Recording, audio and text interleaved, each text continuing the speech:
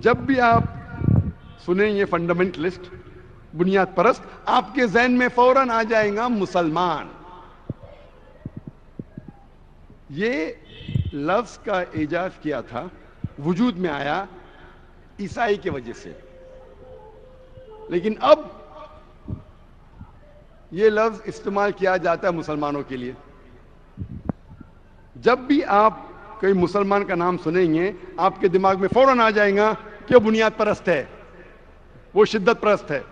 اور ہم مسلمان ہمارے ڈیفنس پہ جاتے ہیں، ہم جاتے اپنے آپ کو بچانے کے لیے، نہیں نہیں نہیں، میں بنیاد پرست نہیں ہوں، میں شدت پرست نہیں ہوں، میں کہتا ہوں کہ میں شدت پرست ہوں۔ I am an extremist. I'm extremely kind, I'm extremely merciful, I'm extremely loving, I'm extremely honest.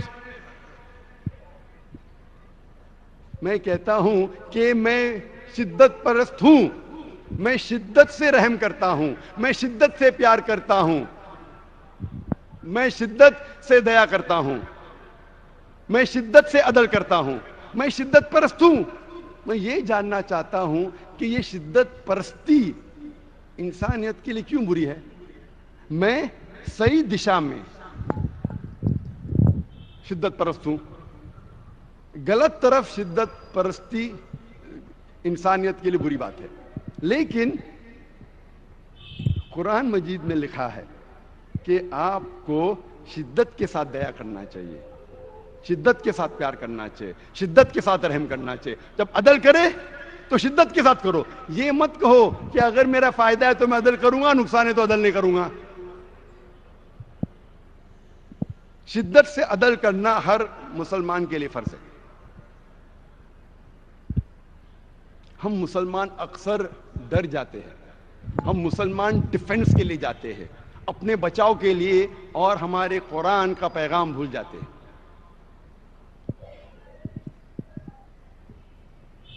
آج کی میڈیا کہتی ہے کہ مسلمان دہشت گرد ہے، مسلمز آر ٹیررسٹ۔ دہشت گرد کی کیا معنی ہے؟ جب کوئی انسان کوئی دوسرے انسان کی دل میں دہشت پیدا کرتا ہے، اسے کہتے ہیں دہشت گرد۔ مثال کے طور پہ اگر کوئی چور پولیس کو دیکھتا ہے، اس چور کے دل میں دہشت پیدا ہوتی ہے، اس وقت وہ پولیس اس چور کے لیے دہشت گرد ہے۔ اسی پس منظر میں ہر مسلمان کو ہر چور، ہر غلط کام کرنے والے، ہر بلاತ್ಕಾರ کرنے والے کے دل میں دہشت پیدا کرنا چاہیے۔ اس پس منظر میں ہر مسلم کو دہشت گرد ہونا چاہیے۔ جب بھی کوئی برے کام کرنے والا انسان مسلمان کو دیکھتا ہے، اس کے دل میں دہشت پیدا ہونا چاہیے۔ قرآن کہتا ہے کہ برے لوگوں کے دل میں دہشت پیدا کرو، لیکن میں جانتا ہوں کہ عام طور پہ دہشت گرد اسے کہتے ہیں جو معصوم کے دل میں دہشت پیدا کرتا ہے۔ اس پس منظر میں ایک بھی مسلمان، ایک بھی معصوم انسان کے دل میں کبھی بھی نہیں دہشت پیدا کرنا چاہیے، یہ حرام ہے۔ کوئی مسلمان اگر کوئی معصوم انسان کے دل میں دہشت پیدا کرتا ہے، چاہے وہ مسلم ہے یا غیر مسلم ہے، وہ اسلام میں حرام ہے۔ کئی بار وہی انسان، وہی کام، لیکن اس کو دیے جاتے دو القاب۔ میں آپ کو مثال دوں گا۔ 60 سال پہلے، 70 سال پہلے، 80 سال پہلے، جب ہمارا دیش انگریزوں کو حکومت کے اندر تھا، انگریز ہمارے دیش پہ حکومت کرتے تھے، اس وقت کئی ہندوستانی اس دیش کے آزادی کے لیے لڑ رہے تھے۔ یہ لوگ کو لقب دیا گیا تھا انگریزوں نے دہشت گرد کا۔ وہی انسان ہم عام ہندوستانی کہتے تھے کہ وہ دیش بھکت ہے، کہ وہ پیٹریوٹ ہے۔ وہی انسان، وہی کام، لیکن دو القاب. اگر آپ انگریزی حکومت سے سہمت ہے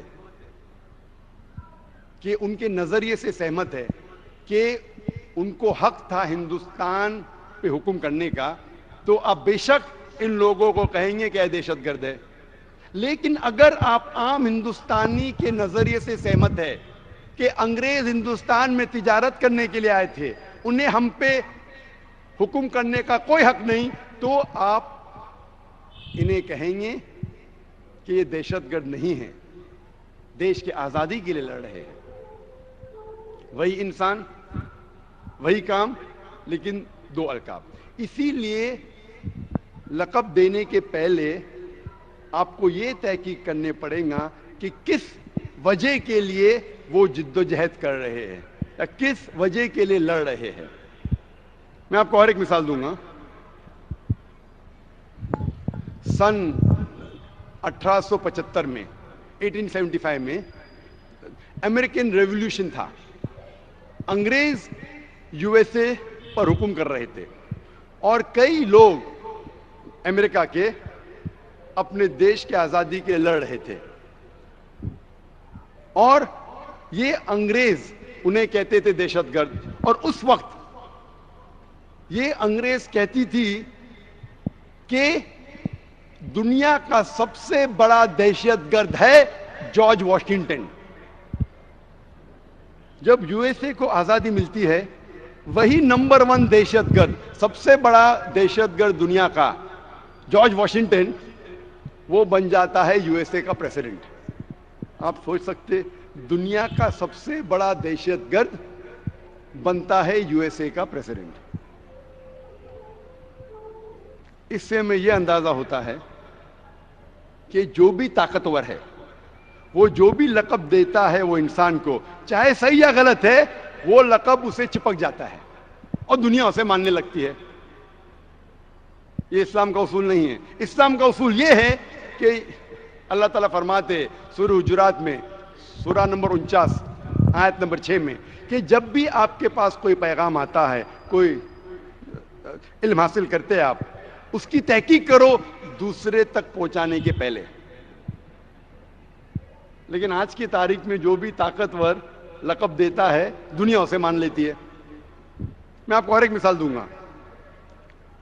ساؤتھ افریقہ کو آزادی ملنے کے پہلے گورے ان پر حکومت کرتے تھے. It was called as apartheid system, جو رنگ میں بھید بھاؤ کرتے ہیں. گورے سمجھتے تھے کہ ہم سپیریئر ہے, ہم اور اعلیٰ ہے, ہم اونچے انسان ہیں. اس وقت گوروں نے نیلسن منڈیلا کو اریسٹ کر کے 25 سال سے زیادہ رابن آئلینڈ میں قید کر رکھا تھا, اور اس وقت کہتے تھے گورے کہ نیلسن منڈیلا دنیا کا سب سے بڑا دہشت گرد ہے. جب ساؤتھ افریقہ کو آزادی ملتی ہے, وہی سب سے بڑا دنیا کا دہشت گرد بن جاتا ہے نیو ساؤتھ افریقہ کا پریزیڈنٹ. چند سال بعد اسی انسان نیلسن منڈیلا کو ملتا ہے نوبل پرائز فار پیس. کیوں؟ نہیں کہ وہ برا انسان تھا اور اچھا بن گیا, اسی کام کے لیے جس کے لیے اسے 25 سال سے زیادہ قید کر رکھا تھا, اسی کام کے لیے اسے ملتا ہے نوبل پرائز فار پیس. سوچ سکتے, دنیا کا سب سے بڑا دہشت گرد کو ملتا ہے نوبل پرائز فار پیس. یہ سارا میڈیا کا کھیل ہے. جس کو چڑھانے کا چڑھاتی ہے, جس کو اتارنے کا اتارتے. دن کو رات میں تبدیل کرتی ہے, رات کو دن میں, کالے کو گورے میں, گورے کو کالے میں. میڈیا کو کالے کو سفید ثابت کرنا آسان ہے, سفید کو کالا ثابت کرنا آسان ہے. اسی لیے آپ دیکھتے اسلامک ٹیررزم ترجمہ کریں گے تو ہو جاتا ہے کہ امن کا دہشت گرد. یہ ہو سکتا ہے کیا؟ امن کی دہشت گرد, اس کا ایک ہی ثبوت ہے, امن شانتی کا دہشت گردی, مطلب جیسا پولیس کرتی ہے, شانتی کی دہشت گردی.